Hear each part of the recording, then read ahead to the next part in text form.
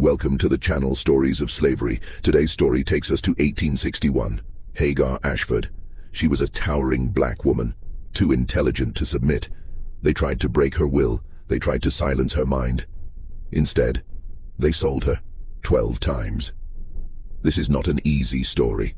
Pause for a moment. Listen closely.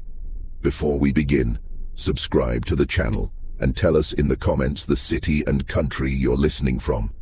Your voice keeps these lives remembered, not erased. Let's begin.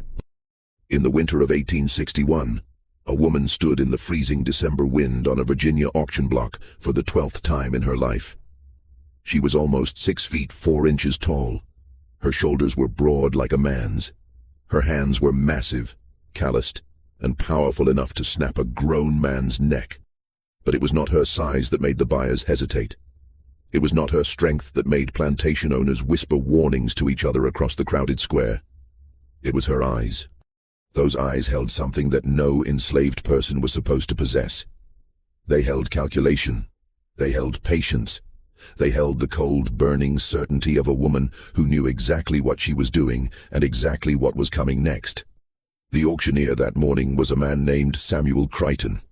He had been selling human beings for 23 years. He had seen thousands of men, women, and children pass through his hands. He had watched families torn apart. He had listened to mothers scream as their babies were ripped from their arms. None of it had ever bothered him.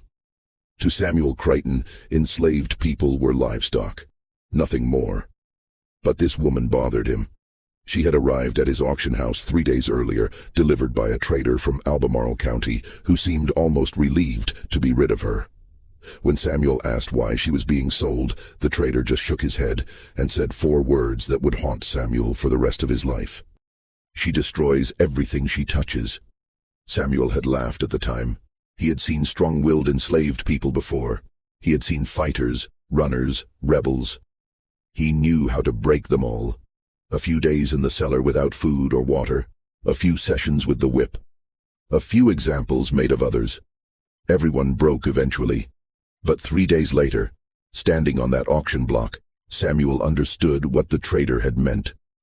This woman had not tried to run. She had not fought. She had not said a single word. She had simply stood there, day after day, watching everything with those terrible eyes. And in those 3 days, Samuel's best horse had broken its leg in the stable. His wife had discovered his mistress and left him. And his business partner had been arrested for forgery. Coincidence? That's what Samuel told himself. Just coincidence. But when he looked into those eyes on that auction block, he wasn't so sure anymore. Her name was Hagar. She was 41 years old, and she was about to complete a plan that had taken her 12 years to execute. This is her story. Hagar Ashford was born in the spring of 1820 on a tobacco plantation called Sweetwater, located about 15 miles outside of Richmond, Virginia. Her mother was a house slave named Ruth, who worked in the main house as a seamstress.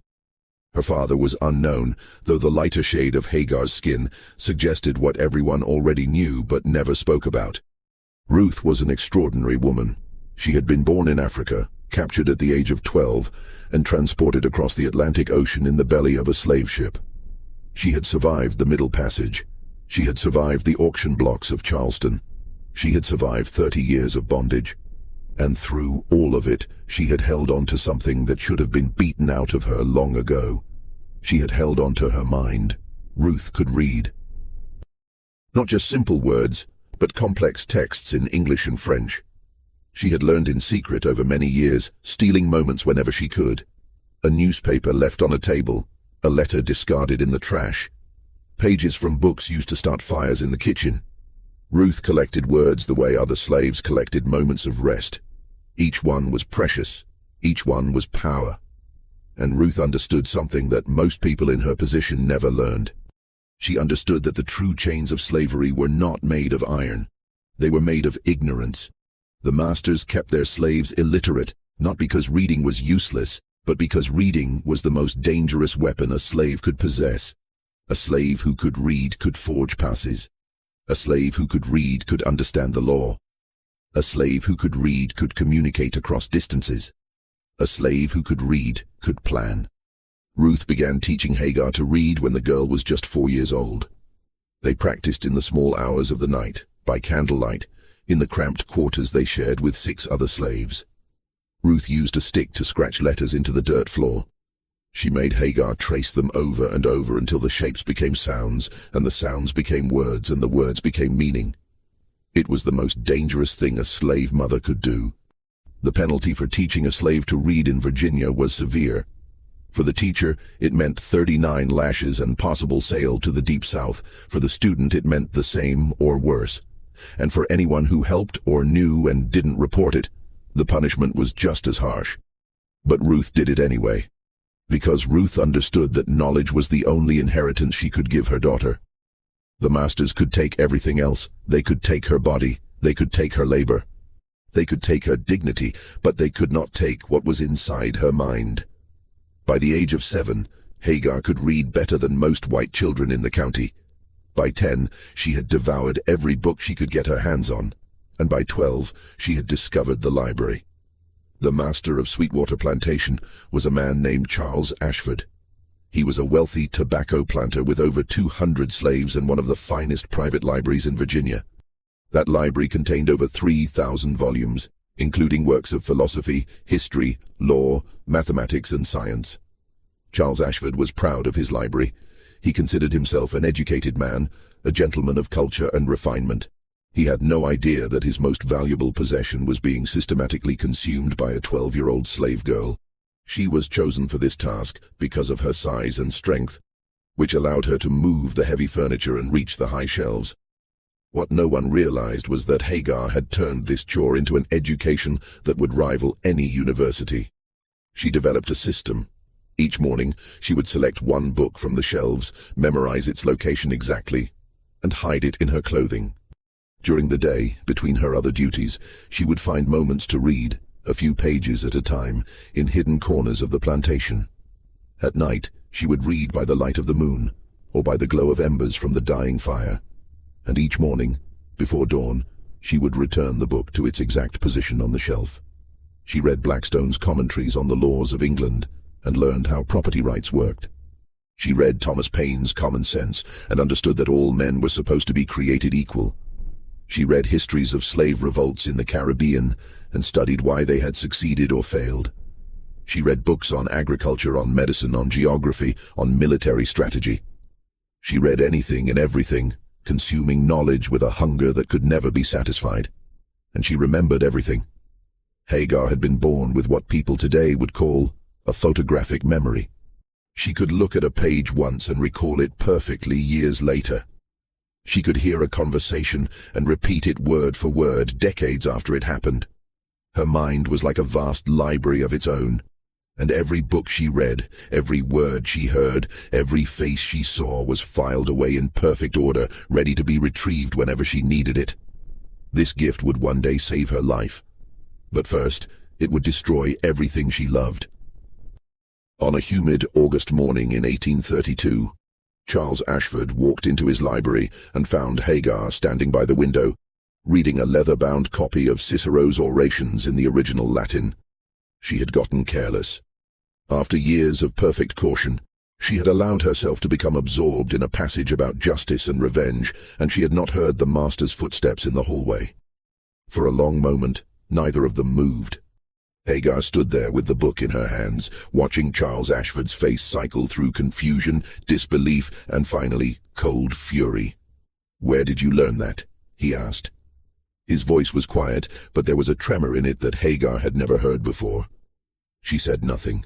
There was nothing to say. She had been caught, and they both knew what that meant. Charles Ashford was not a cruel man by the standards of his time.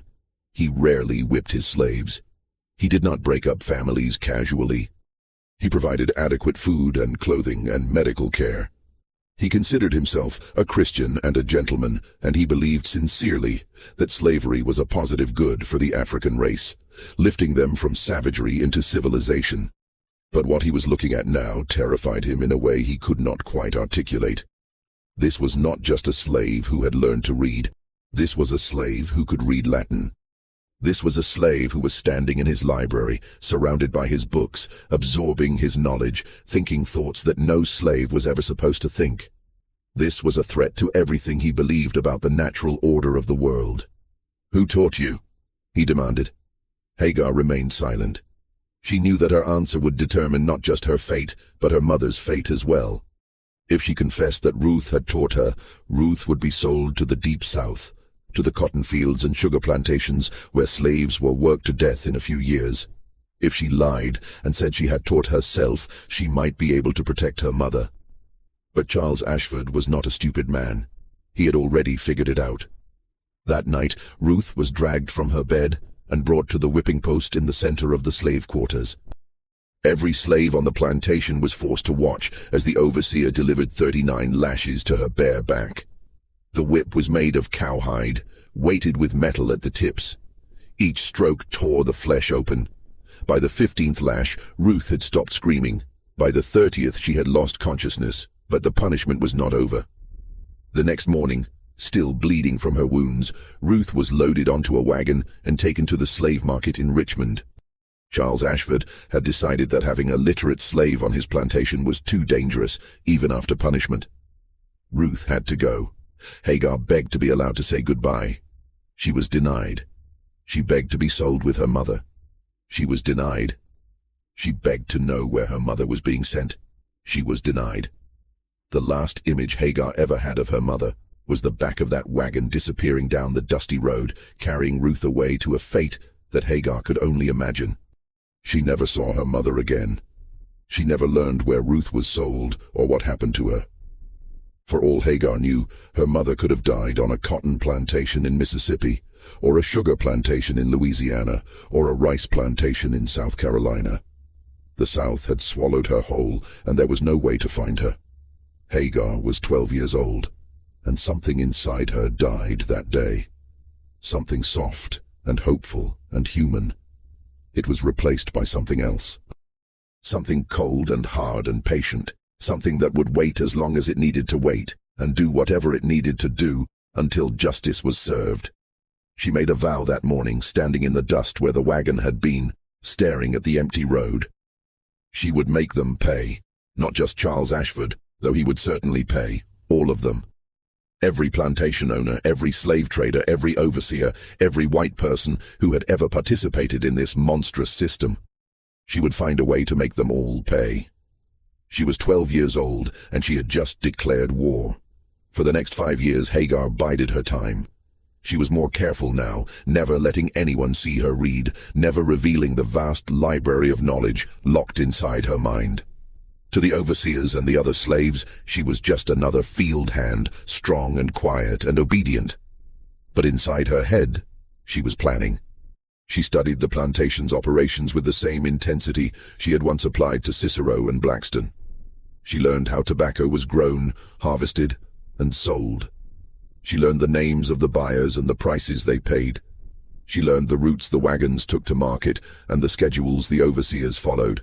She learned the rhythms of the plantation so thoroughly that she could predict what would happen on any given day, months in advance. And she learned the weaknesses. Every system has weaknesses. Every organization has vulnerabilities. Charles Ashford ran his plantation like a military operation, with strict schedules and clear chains of command. But that very rigidity created predictability, and predictability created opportunity. The overseer, a man named Jeremiah Tate, was a drunkard who spent every Saturday night in town and did not return until Sunday afternoon.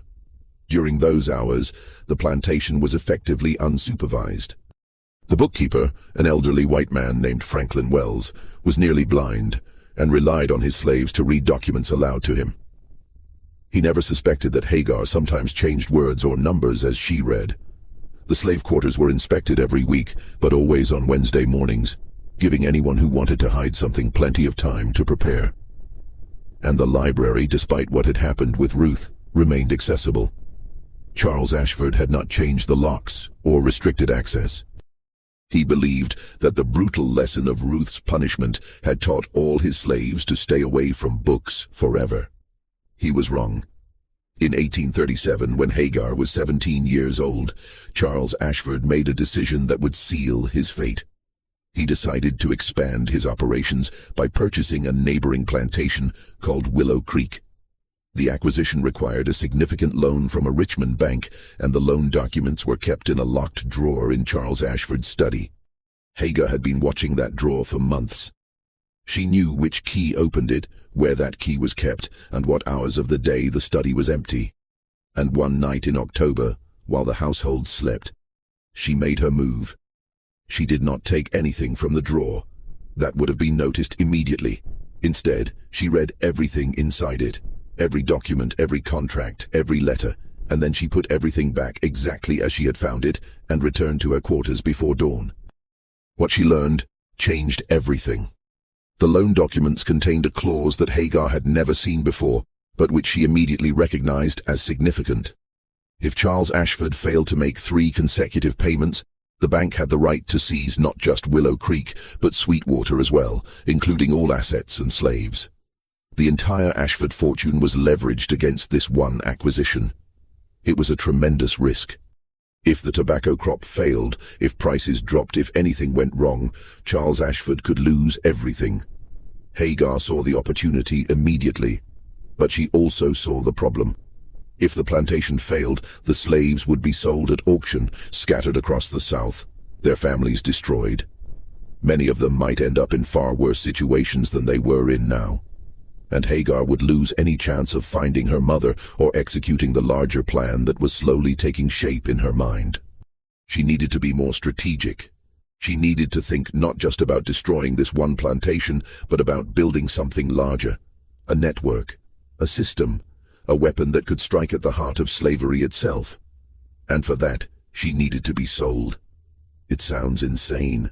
What slave would ever want to be sold? The auction block was every slave's worst nightmare, the place where families were destroyed and hope died. But Hagar understood something that the masters never did. She understood that the greatest power comes from movement. An enslaved person who stayed on one plantation their entire life knew only that one plantation.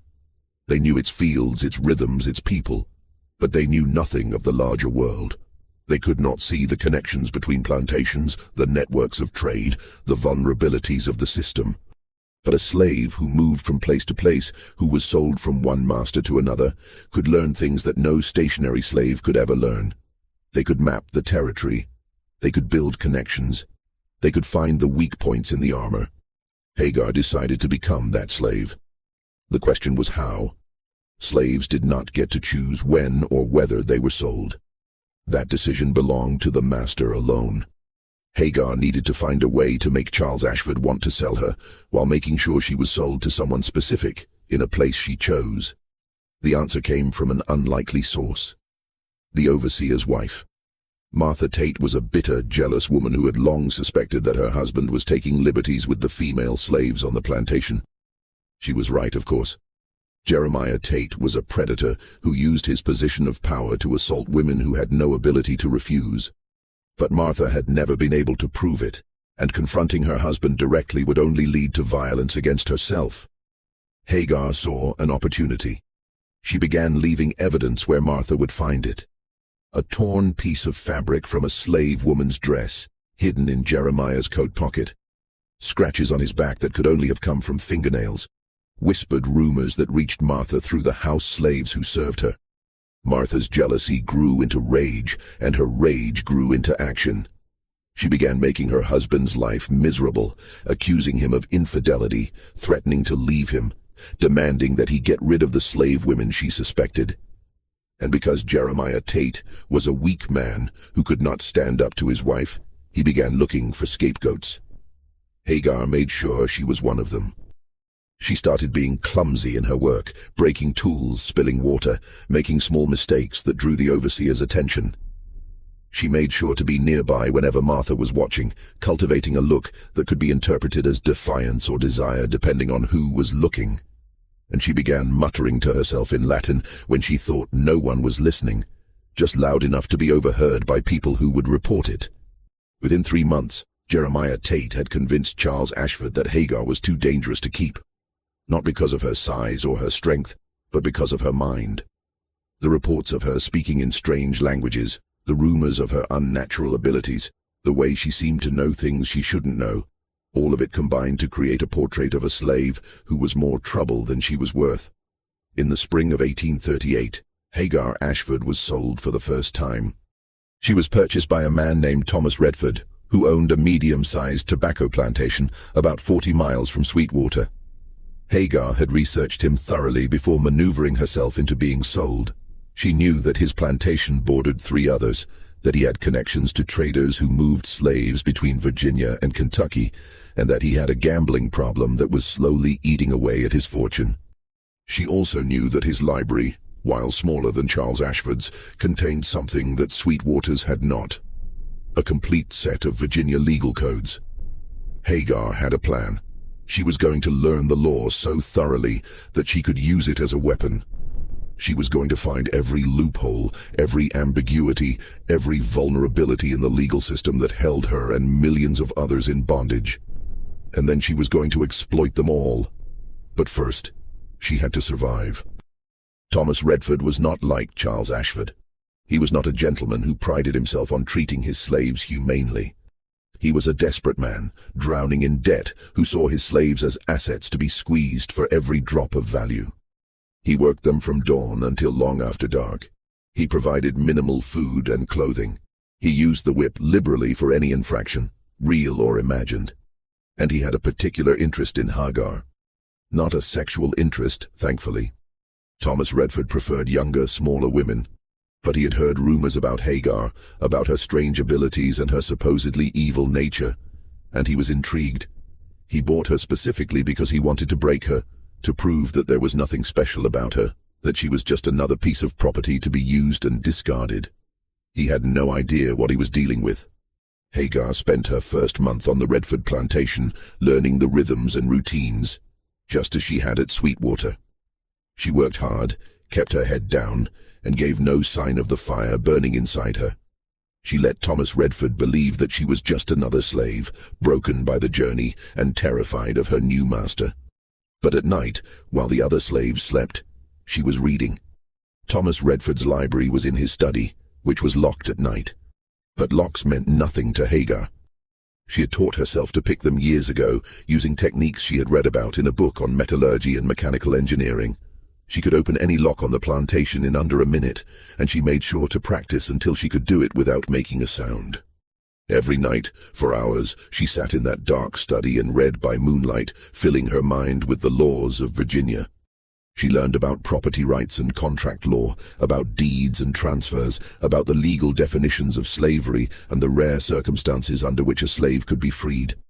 She learned about the courts and how they operated, about the judges and their precedents, about the endless bureaucracy that kept the system running. And she began to see the cracks.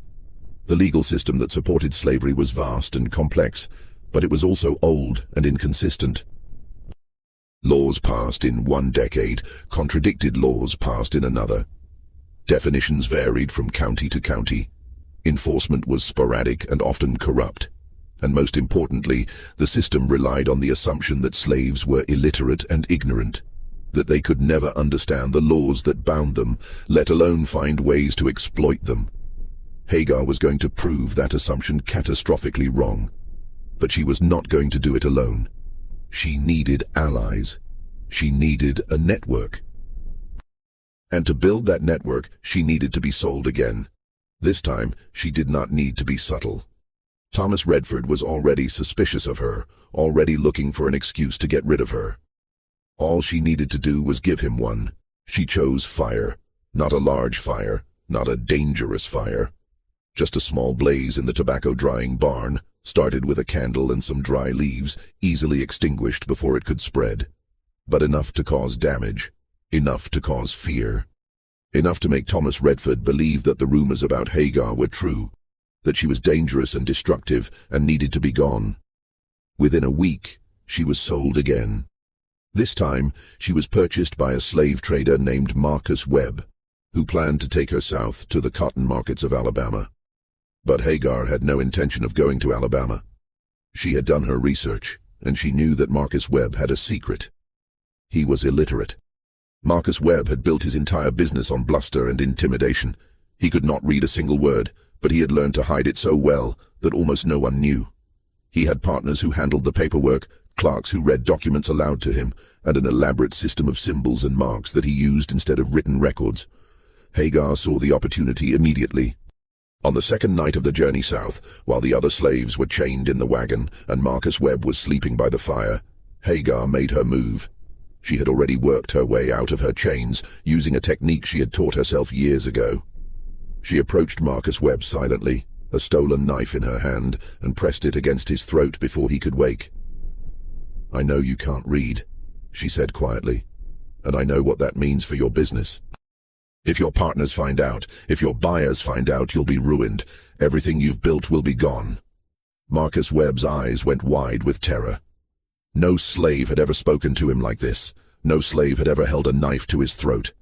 He was completely at her mercy. "I'm going to make you an offer," Hagar continued. "You're going to sell me to a man named William Garrett in Henrico County. You're going to tell him that I'm strong and obedient and perfect for field work. And you're going to forget you ever saw me. In exchange, I won't tell anyone your secret. I won't destroy your business. I won't cut your throat right now. Do we have a deal?" Marcus Webb nodded frantically. "Good," Hagar said. She removed the knife from his throat but kept it in her hand. "Now, put the chains back on me and let's get going. We have a long way to travel." William Garrett was not a random choice. He was the third name on a list that Hagar had been compiling for years, a list of the most powerful and most vulnerable slave owners in Virginia. Each name represented a step in her plan, a move in a game that only she could see. Charles Ashford was the first name, the man who had destroyed her family, the man whose plantation she had studied so thoroughly that she knew it better than he did. Thomas Redford was the second name. A gambler and a drunk, easy to manipulate, useful for gathering information about the slave trade routes. And William Garrett was the third name. Because William Garrett was Charles Ashford's cousin. Because William Garrett had helped arrange the sale of Ruth to the Deep South. And because William Garrett's plantation was the hub of a network that connected a dozen of the largest slave-holding families in Virginia. Hagar was not just moving randomly from plantation to plantation. She was climbing a ladder, moving closer and closer to the center of power, gathering information and building connections at every step. And when she reached the top, she was going to push the whole thing down. But first, she had to survive William Garrett. William Garrett was the worst kind of master. He was intelligent and cruel, patient and vicious, a man who took pleasure in breaking the spirits of his slaves. He did not use the whip for punishment. He used it for entertainment. He did not sell troublesome slaves. He tortured them until they died or went mad. And he had heard the stories about Hagar. When Marcus Webb delivered her to Garrett's plantation, William was waiting at the gate. He was a tall, thin man, with pale blue eyes and a smile that never reached them. He looked at Hagar the way a scientist looks at a specimen, calculating and cold. "So this is the famous Hagar," he said. "The slave who destroys everything she touches. The slave who speaks in tongues and reads forbidden books. The slave who knows things she shouldn't know." He walked around her slowly, examining her like livestock at auction. "You don't look special to me," he continued. "You look like every other field hand I've ever owned. Big, strong, useful for heavy labor. But there's something in your eyes, isn't there? Something that the others don't have." He stopped in front of her and leaned close. "I'm going to enjoy finding out what it is," he whispered. "And I'm going to enjoy destroying it." Hagar said nothing. She kept her eyes lowered, her face blank, her body still. She had learned long ago that the best defense against men like William Garrett was to give them nothing to react to. No fear, no anger, no defiance. Just emptiness. William Garrett frowned. He had expected more. He had expected terror or resistance or something he could use against her. Instead, he got nothing. "Take her to the quarters," he said to the overseer. "Put her to work in the fields and watch her every moment, every day. I want to know everything she does." Hagar was led away, but not before she caught one last glimpse of William Garrett's face. And in that moment, she saw something that made her blood run cold. He was not just cruel. He was intelligent. He suspected that there was more to her than met the eye, and he was determined to find out what it was. He was going to watch her, study her, test her, looking for any sign of weakness or deception. This was going to be the most dangerous game she had ever played, and the stakes were her life. The next 3 years were the hardest of Hagar's existence. William Garrett watched her constantly, looking for any sign of the abilities he had heard about. He tested her in 100 different ways, asking her questions that only a literate person could answer, leaving books where she might find them, setting traps that would reveal her true nature. Hagar evaded them all. She had years of practice at hiding her intelligence, and she used every technique she had ever learned. She played dumb. She pretended to be confused by simple questions. She handled books like they were strange, alien objects that meant nothing to her. She even occasionally made mistakes in her work that a smart person would never make, reinforcing the impression that she was just another strong, stupid field hand. But it was exhausting. The constant vigilance, the endless deception, the knowledge that a single slip could mean torture and death. There were nights when Hagar lay in her tiny cabin and wondered if it was worth it. Nights when she thought about giving up, about letting William Garrett win, about accepting that she would die on this plantation like so many others before her. But then she would think about her mother, about Ruth, who had risked everything to give her daughter the gift of knowledge, about the wagon disappearing down the dusty road, about the promise she had made to herself on that terrible morning. And she would get up the next day and keep fighting. During those 3 years, Hagar accomplished something remarkable. Despite William Garrett's constant surveillance, she managed to build the beginnings of a network. She identified other slaves who could be trusted, who were willing to take risks, who shared her hunger for freedom and justice. She taught them signals and codes, ways of communicating that looked like normal behavior to anyone who didn't know what to look for. She began mapping the connections between plantations, the routes that slaves traveled, the people who could be bribed or manipulated, and she learned things about William Garrett that he would have killed to keep secret. She learned that he was heavily in debt to a bank in Richmond. She learned that his wife was having an affair with the local minister. She learned that he had forged documents to claim land that rightfully belonged to his neighbor. She learned that he had killed a slave 3 years earlier and covered it up, telling the authorities that the man had run away. Each piece of information was filed away in that perfect memory of hers, waiting for the right moment to be used. That moment came in the fall of 1841. William Garrett had finally found what he thought was proof of Hagar's literacy. A slave from a neighboring plantation had been caught with a book, and under torture he had confessed that Hagar had taught him to read. It was a lie. Hagar had never seen the man before. But William Garrett didn't care about the truth. He cared about finally breaking the slave who had defied him for 3 years. He called her to the main house and confronted her with the accusation. He showed her the confession. He described the punishment she would receive. And then he sat back, waiting for her to beg, to confess, to break. Instead, Hagar did something that William Garrett never expected. She smiled. "You're going to sell me," she said. Her voice was calm, almost pleasant. "You're going to take me to the auction in Richmond tomorrow morning, and you're going to sell me to the highest bidder. And you're going to do it quietly, without telling anyone why." William Garrett stared at her in disbelief. "Why would I do that?" "Because I know about the bank," Hagar said. "I know how much you owe, and when the payments are due. I know that if you don't come up with $3,000 in the next 30 days, you'll lose everything." She paused, watching the color drain from his face. "I also know about the land you stole from Thomas Mercer. I know about the slave you killed. And I know about your wife and Reverend Whitmore." William Garrett's hands were shaking now. How do you—" "It doesn't matter how," Hagar said. "What matters is that I know. And if you don't sell me tomorrow, quietly and without questions, I'll make sure everyone else knows too. Your creditors, your neighbors, the sheriff, your wife." She leaned forward, and for the first time she let him see what was really in her eyes. "You're not going to break me, Mr. Garrett. I'm going to break you. But I'm going to do it slowly, over many years, after I've moved on to my next destination. You'll never know when the blow is coming or where it will come from. You'll just wake up one day and find that everything you've built has crumbled to dust."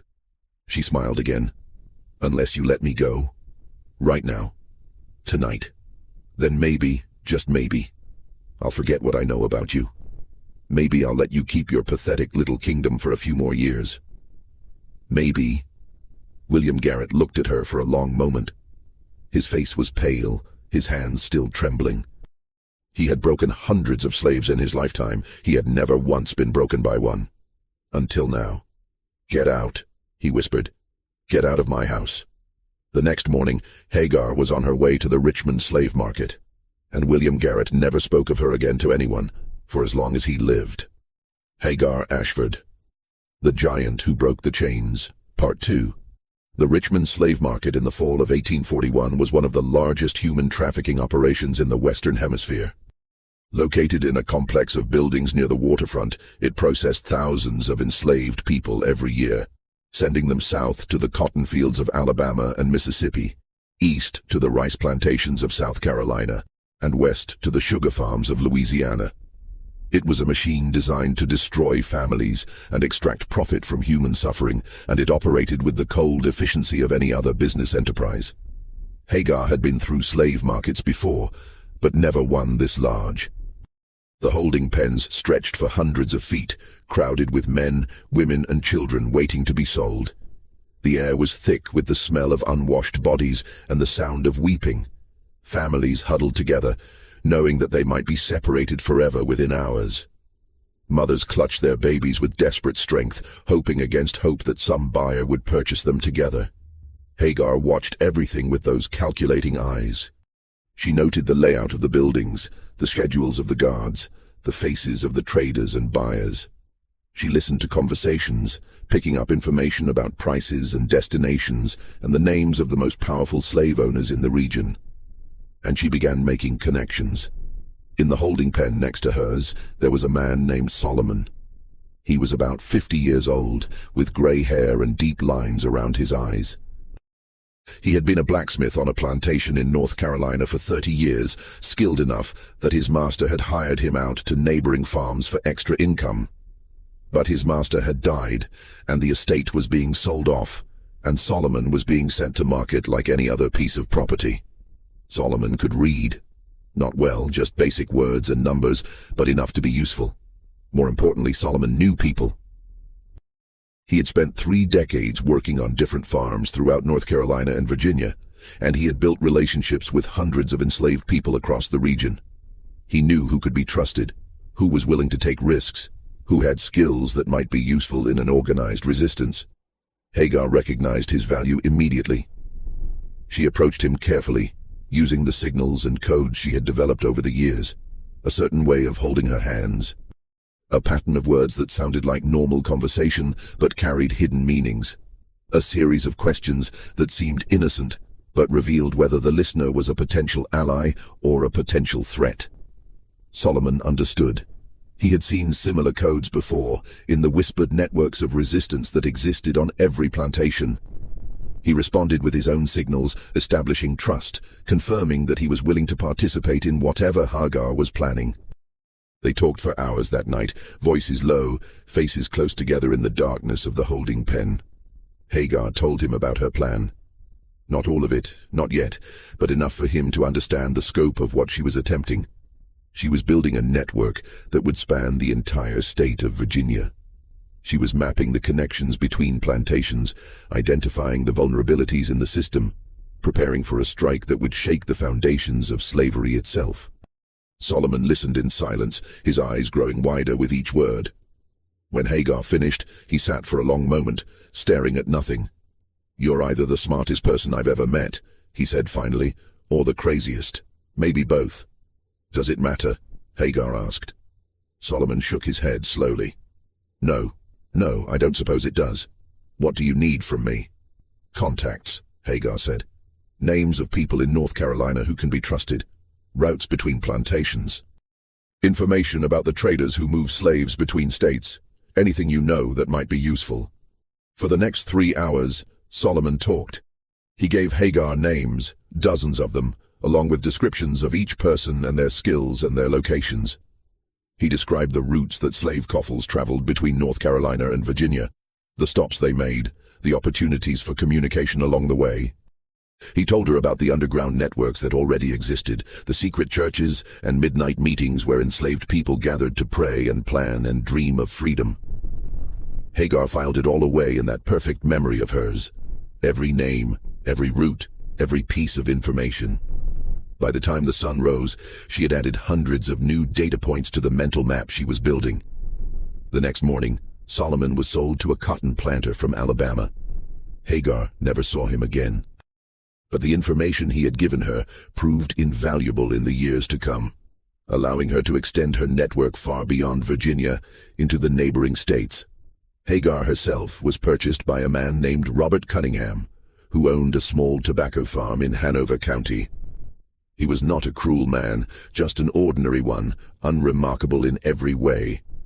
He worked his slaves hard but did not abuse them. He provided adequate food and shelter. He rarely used the whip. He was exactly the kind of master that Hagar needed at this stage of her plan. Someone who would not watch her too closely. Someone who would give her the freedom to continue building her network. She spent 2 years on the Cunningham farm, and during that time, she made more progress than she had in all the years before. The Cunningham farm was located at a crossroads, a place where several major roads intersected. Travelers passed through constantly, including slave traders moving their coffles between markets, peddlers selling goods from town to town, and free black people traveling on legitimate business. Each of these travelers was a potential source of information, a potential link in the chain Hagar was building. She developed a system for making contact. She would find reasons to be near the road when travelers passed. She would offer water or food in exchange for conversation. She would ask innocent-seeming questions about conditions in other places, about people she claimed to know, about news from the wider world. And she would file away everything she learned, adding it to the ever-growing map in her mind. By the end of her 2nd year on the Cunningham farm, Hagar had established connections with enslaved people on over 40 plantations across Virginia and North Carolina. She had identified 17 individuals who were willing to take significant risks for the cause of freedom. She had mapped the routes between every major slave market in the region, and she had begun to develop something far more ambitious than a simple escape network. She was building an intelligence operation. Every piece of information that flowed through her network was analyzed and catalogued. Reports on which masters were in financial trouble. Details about which plantations had weak security. Information about which slave traders were corrupt enough to be bribed. Data on the schedules of patrols and the locations of safe houses. And she was teaching others to do the same. Using the codes and signals she had developed, she trained her contacts to gather and transmit information. She created a system of dead drops and secret messages, allowing information to flow across hundreds of miles without any direct contact between the people involved. It was a remarkable achievement, all the more so because it was accomplished by enslaved people who were forbidden to read, forbidden to travel, forbidden to gather in groups, forbidden to do anything that might threaten the power of their masters. But Hagar knew it was not enough. Information was power, but only if it could be used.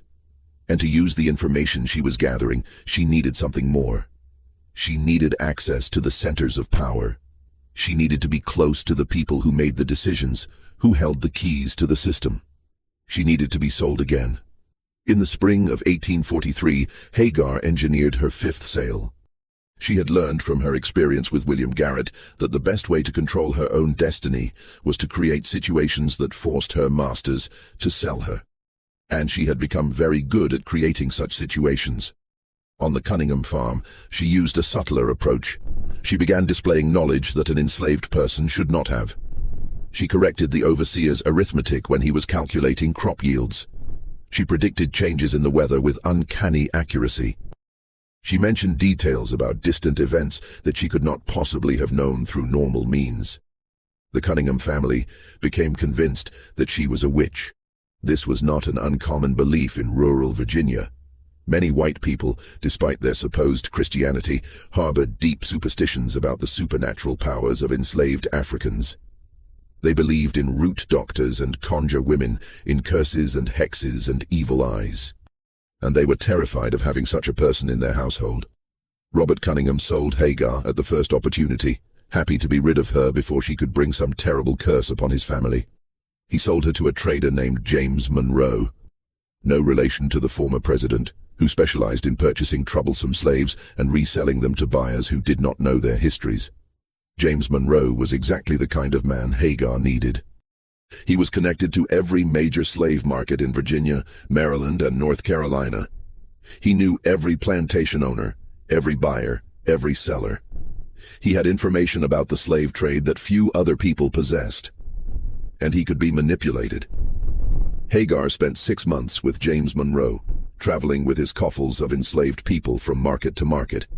It was a brutal existence. The coffles walked for miles every day, chained together, fed barely enough to keep them moving. Many died along the way from exhaustion, disease, or despair. But for Hagar, it was an opportunity. She used those 6 months to map the entire slave trade network of the Upper South. She learned the names of every major buyer and seller, their locations, their preferences, their financial situations. She learned the routes between markets, the schedule of auctions, the prices that different types of slaves commanded. She learned where the weak points were, where the system could be disrupted, where pressure could be applied.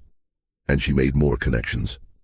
Every coffle contained enslaved people from different plantations, different states, different backgrounds. Each one was a potential link in her network, a potential carrier of information, a potential ally in the war she was waging. By the time James Monroe sold her, Hagar had contacts on over 100 plantations across 4 states. She had trained over 50 people in her system of codes and signals. She had created an intelligence network that spanned thousands of square miles, and she was just getting started.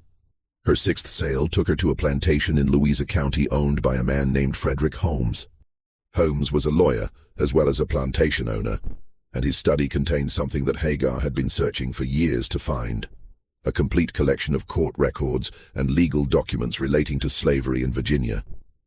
This was the treasure she had been seeking.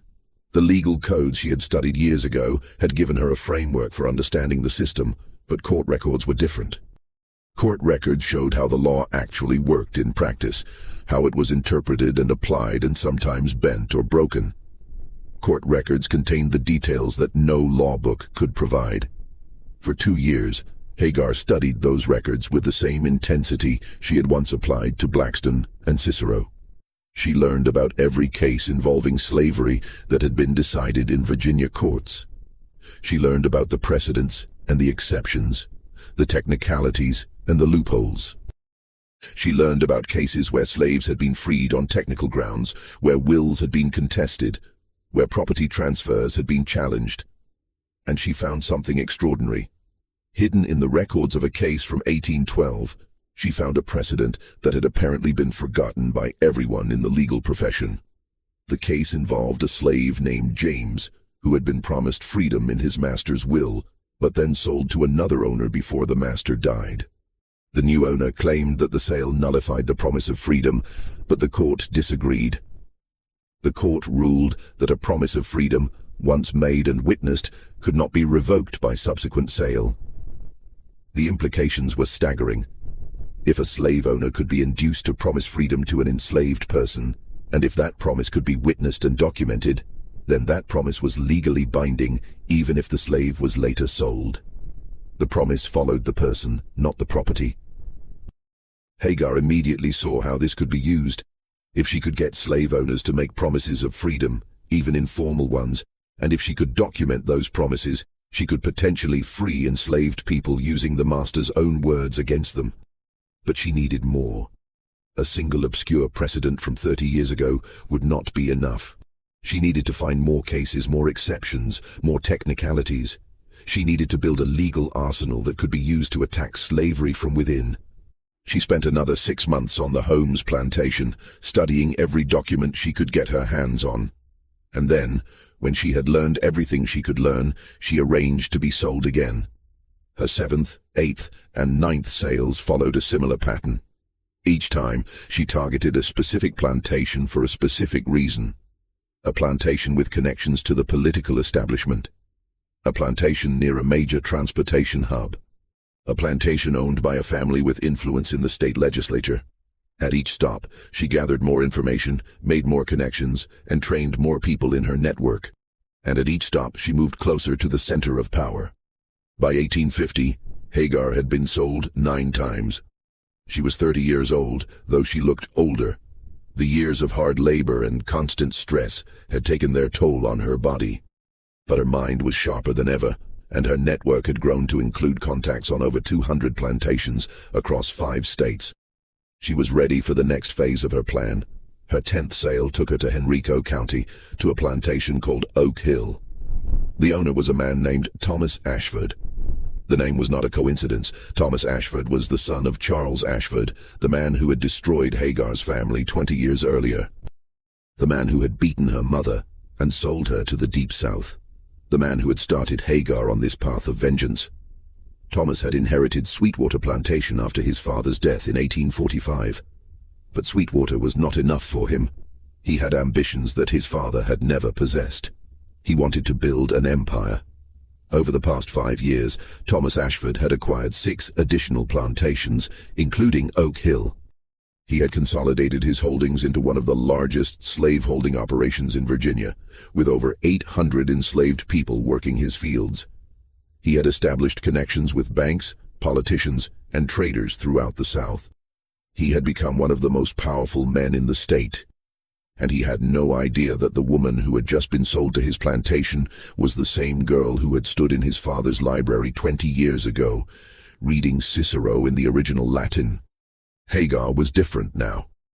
20 years of hard labor had changed her body, and the constant stress of survival had changed her face. She was still tall, still imposing, but the girl who had watched her mother being taken away was long gone.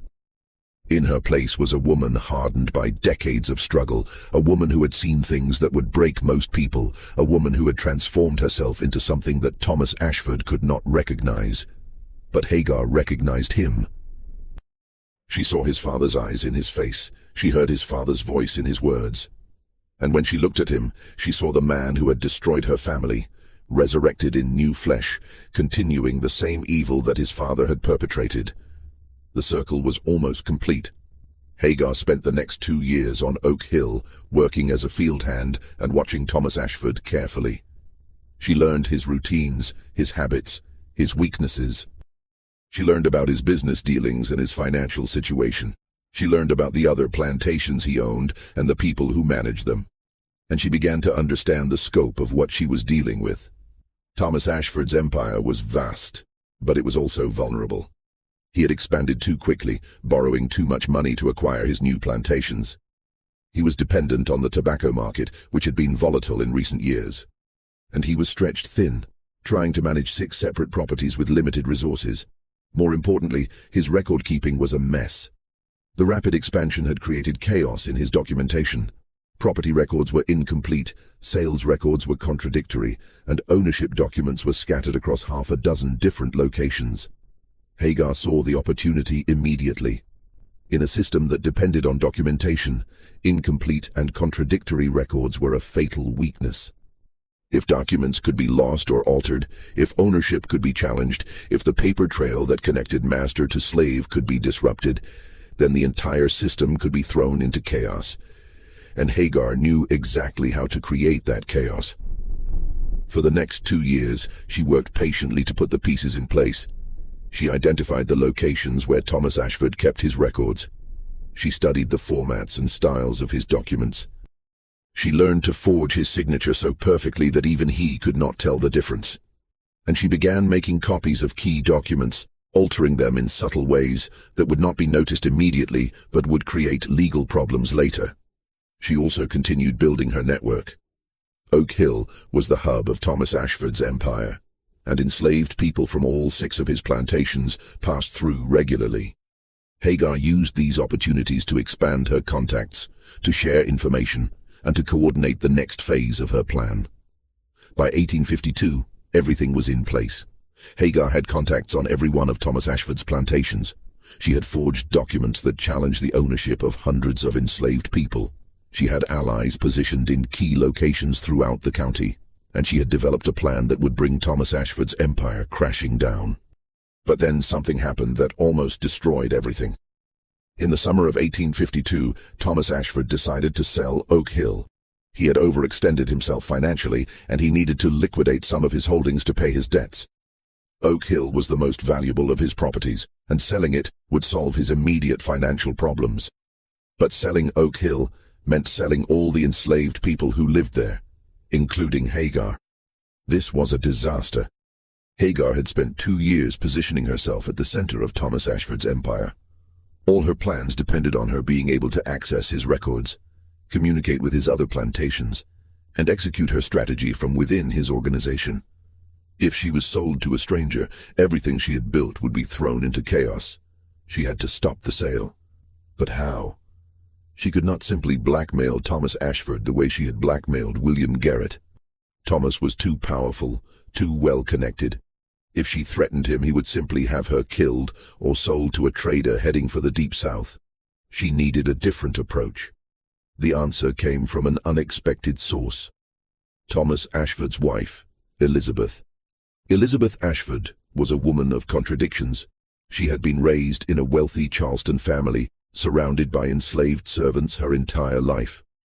She had accepted slavery as a natural part of the world without ever questioning it. But she was also deeply religious, a devout Presbyterian who took her faith seriously. And she was troubled. The rapid expansion of her husband's slave holdings had disturbed her. She had watched as families were torn apart to staff new plantations. She had seen the brutality that was required to control so many people. She had begun to wonder if the institution she had accepted all her life was truly compatible with the Christianity she professed. Hagar sensed this uncertainty and decided to exploit it. She began finding ways to interact with Elizabeth Ashford, offering to help with tasks around the main house, making herself useful in small ways. She was careful never to seem too intelligent or too capable. She presented herself as a simple, pious woman, someone who had found comfort in faith despite the hardships of her life. And she began planting seeds. She would mention casually that she prayed for her masters every night. She would quote Bible verses about mercy and compassion. She would tell stories about other enslaved people she had known, stories that emphasized their humanity, their faith, their hopes and dreams. Slowly, over many months, Elizabeth Ashford began to see enslaved people differently, not as property, but as people, not as problems to be managed, but as souls to be saved. When Thomas Ashford announced his plan to sell Oak Hill, Elizabeth objected. She did not want to see the families on the plantation torn apart. She did not want to be responsible for sending people she had come to know to uncertain fates in distant places. Thomas was surprised by his wife's resistance. Elizabeth had never questioned his business decisions before. But she was insistent, and after several weeks of argument, they reached a compromise. Oak Hill would be sold, but the enslaved people would be distributed among Thomas Ashford's other plantations rather than sold on the open market. It was not a perfect solution. Hagar would still be moved from Oak Hill, but she would remain within Thomas Ashford's empire, able to continue her work. She was transferred to Sweetwater. The irony was not lost on her. 20 years after being sold away from the plantation where she was born, Hagar was returning. But she was not the same person who had left. She was a general now, commanding an army of allies and information, preparing for the final battle of a war that had lasted most of her life. Sweetwater had changed in the 2 decades since Hagar had left. Charles Ashford was dead, and his son had transformed the plantation into the headquarters of a larger operation. New buildings had been constructed, the fields had been expanded. The slave quarters had been enlarged to accommodate the workers from the consolidated operations. But some things were the same. The library where Hagar had taught herself to read was still there, though the books had been moved and reorganized. The whipping post where her mother had been beaten still stood in the center of the slave quarters, a reminder of the violence that kept the system running. And the road down which Ruth had disappeared was still visible from the quarters, a dusty line stretching toward a horizon that Hagar had never stopped watching. She found the tree where she had stood on that terrible morning, watching the wagon carry her mother away. She touched the bark, feeling the years compressed into that rough surface, and she made a new vow, a promise to the ghost of the girl she had once been. "I'm back," she whispered, "and I'm going to finish what I started." Her 11th sale came in 1854, when Thomas Ashford decided to move some of his workers to a newly acquired plantation in Chesterfield County. Hagar was among those transferred, along with over 100 other enslaved people. But by this point, it didn't matter where she was located. Her network spanned all of Thomas Ashford's plantations. Her forged documents were in place. Her allies were positioned. Everything was ready for the final phase of her plan. She spent the next 2 years refining her preparations, making sure every piece was in place. She verified that her forged documents would hold up under scrutiny. She confirmed that her allies knew their roles. She studied the legal procedures that would be required to challenge ownership claims. And she waited for the perfect moment to strike.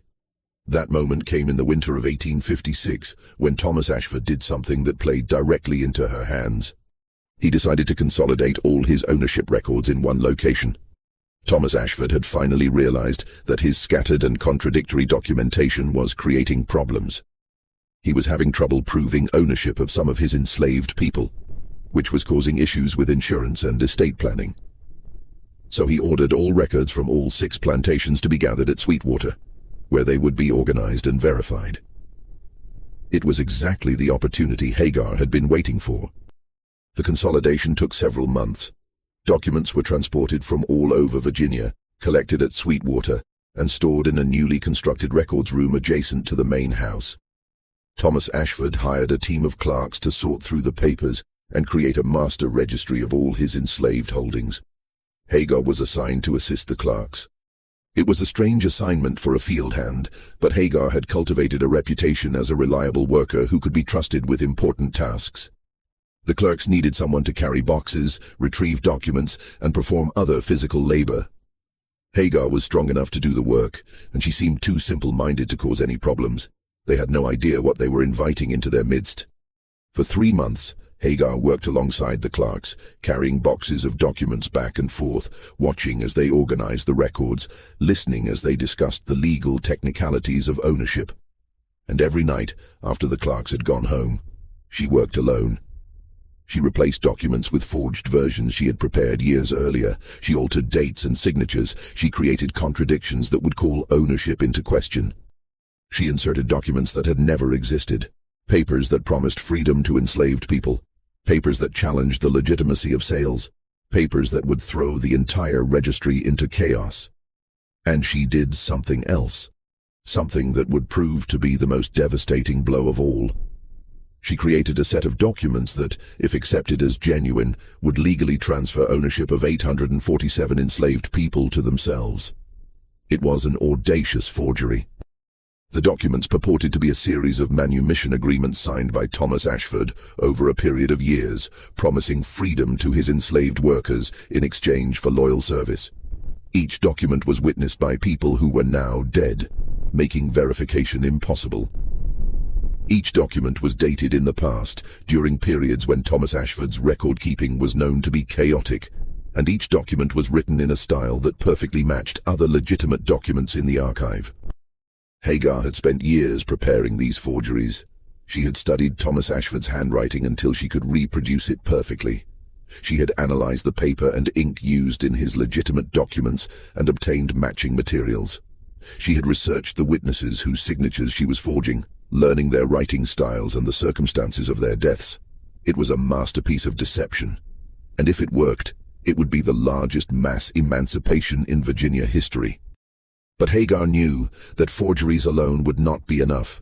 Documents could be challenged, experts could be called in, courts could rule against her. She needed something more. She needed chaos.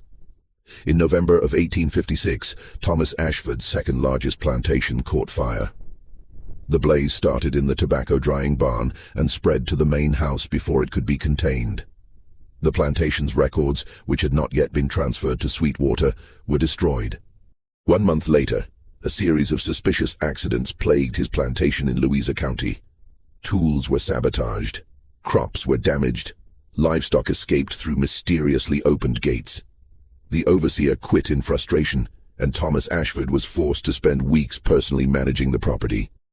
In January of 1857, Thomas Ashford's bank called in a loan that was not supposed to be due for another 2 years. The bank claimed that the loan documents showed an earlier due date. Thomas Ashford insisted that this was wrong, but when he searched for his copy of the original agreement, he could not find it. These were not coincidences. Each event was orchestrated by Hagar's network, executed by allies she had positioned over years of careful planning. The goal was to distract Thomas Ashford, to keep him off balance, to prevent him from paying close attention to what was happening in his records room. And it worked. By the spring of 1857, Thomas Ashford was overwhelmed. His empire was in disarray, his finances were strained, his health was failing. He had neither the time nor the energy to personally verify the consolidated records that his clerks were preparing. On May 15, 1857, the clerks presented Thomas Ashford with the completed master registry of his enslaved holdings. Thomas signed it without reading it carefully. He was too tired, too distracted, too confident in the competence of his employees. He had just signed his own destruction.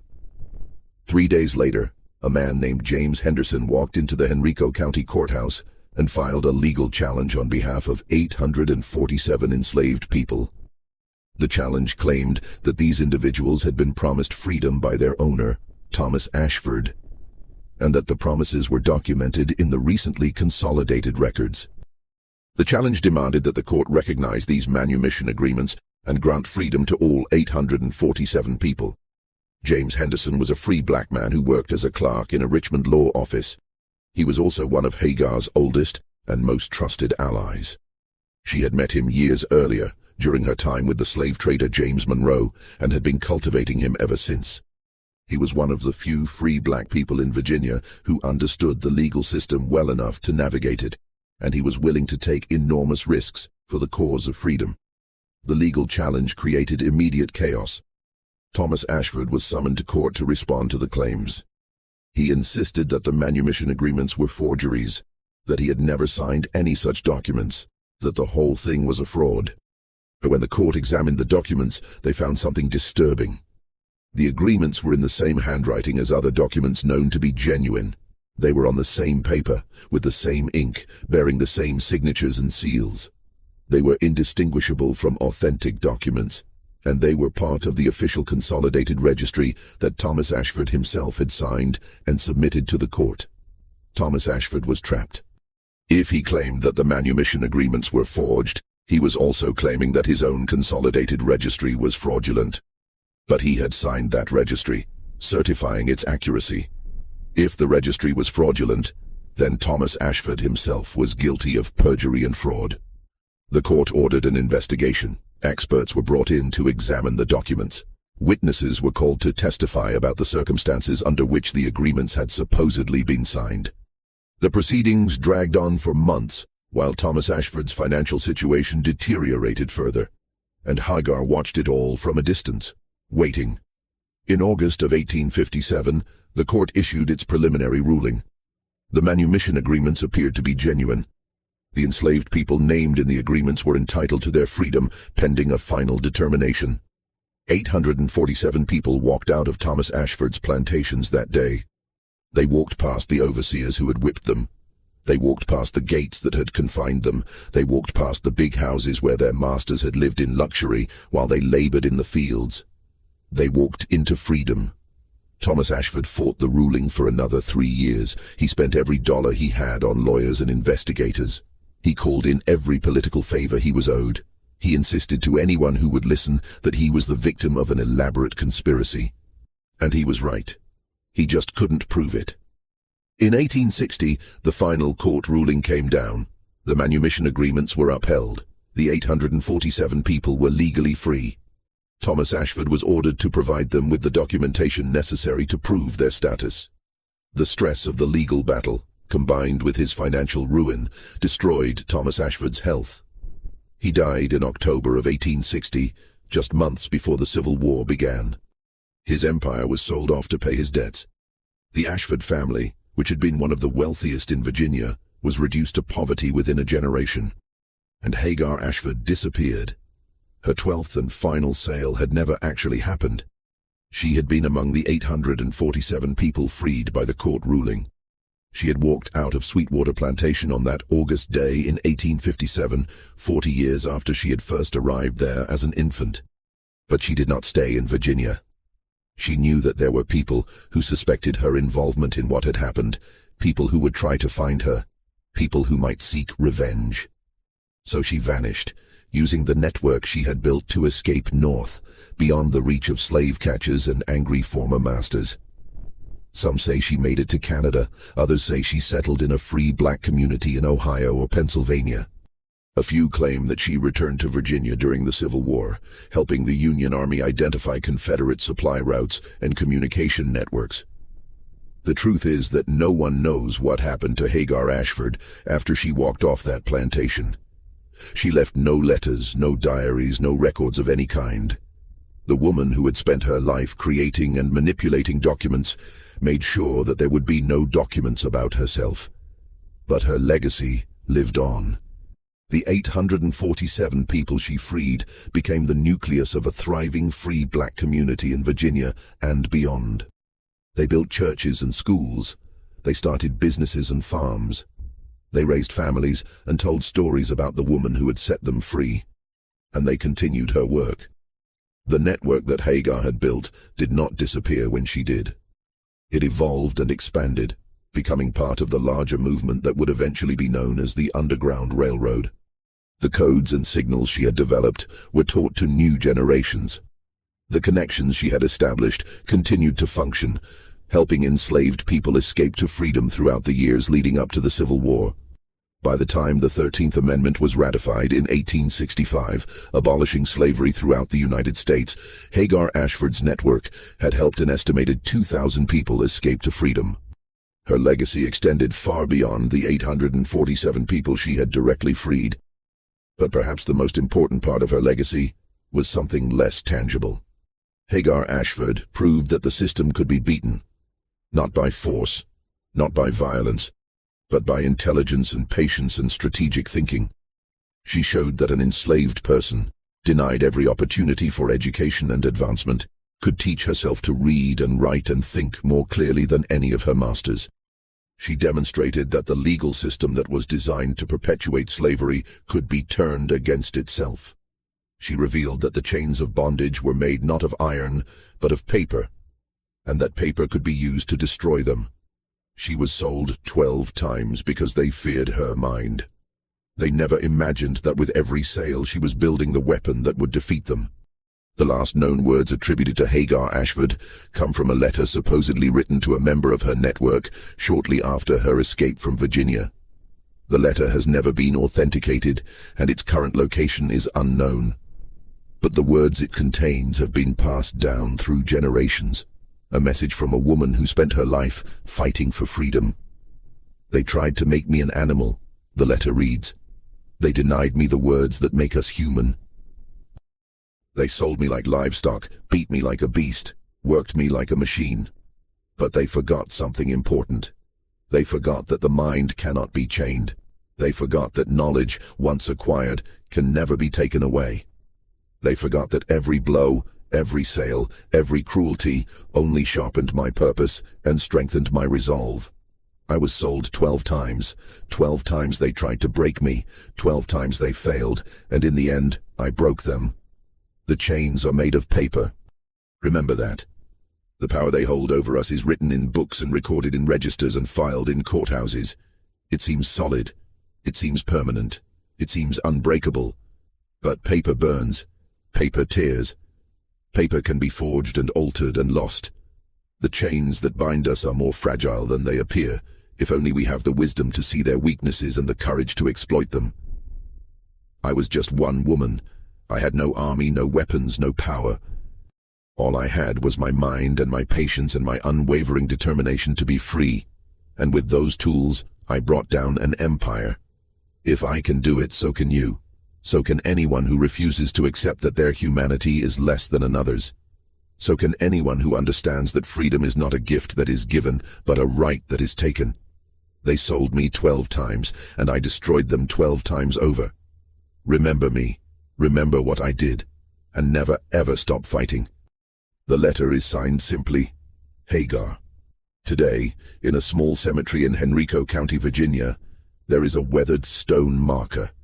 It stands among the graves of enslaved people who lived and died on the Ashford plantations.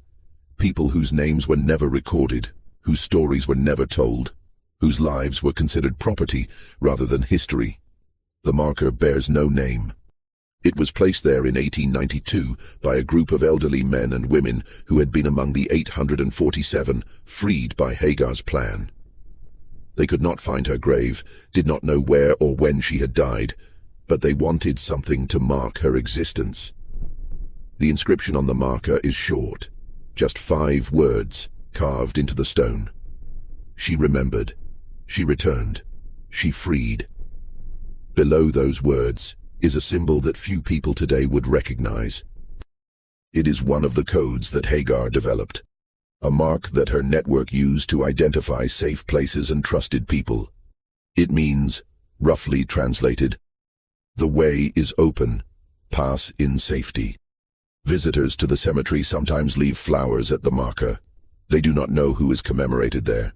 They do not know the story of the woman who was sold 12 times and destroyed her masters 12 times over. They do not know about the network she built, the documents she forged, the 847 lives she saved. But something about that marker speaks to them. Something about those 5 words resonates in a way they cannot explain. She remembered. She returned. She freed. In a world that tried to erase her, Hagar Ashford wrote herself into history. And she did it with the very tools they thought they could deny her. She did it with words.